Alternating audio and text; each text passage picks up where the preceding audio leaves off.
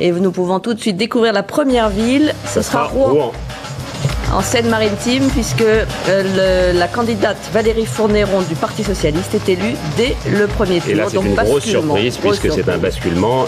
Monsieur Albertini était lui-même donc le maire sortant. Du côté de Tourcoing, confirmation de l'élection de Monsieur Delannoy, Parti Socialiste, 53% dès le premier tour, avec alors 31% que l'UMP, seulement évidemment, pour visait, Monsieur Van Est. Éventuellement souhaitait prendre Tourcoing.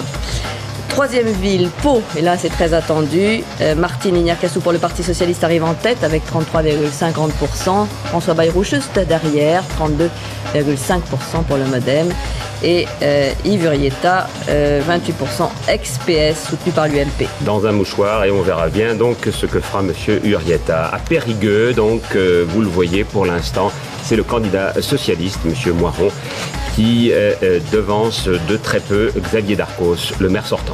Donc très serré pour Xavier Darcos, comme il le redoutait lui-même. Angers, Reims à présent, où deux candidats UMP s'affrontaient. Alors ce qui est intéressant, c'est qu'on sait d'ores et déjà, puisque l'un et l'autre ont annoncé qu'ils se retiraient s'ils n'arrivaient pas en première position, c'est donc normalement Renaud Dutreil qui devrait se retirer au profit de Catherine Vautrin, et Adeline Hazan, eh bien, pour l'instant, tire les marrons du feu, évidemment, avec 42% dès le premier tour.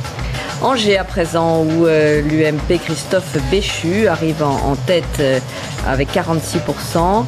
Et Jean-Claude Antonini pour le Parti Socialiste, 42%. Mais évidemment, il y a un certain nombre de réserves de voix. Donc, le candidat du UMP qui espérait prendre à la gauche cette ville, évidemment, n'est pas encore élu. On le verra au deuxième tour. Autre ville à présent, Lille.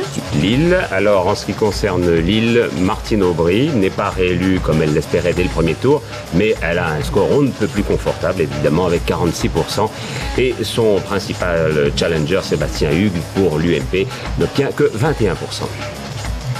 En effet, donc, c'est le candidat socialiste, M. Duron, 44%, qui, pour l'instant, au premier tour, est devant la maire sortante, Madame Le Breton, donc 44-36. Moi, je voudrais simplement vous êtes, pardonnez-moi de vous couper, élu dès le premier tour, une dépêche à l'instant. Avec 100%. Donc avec 100%, parce que vous étiez à peu près seul. Remercier les électeurs de Grand-Quevilly.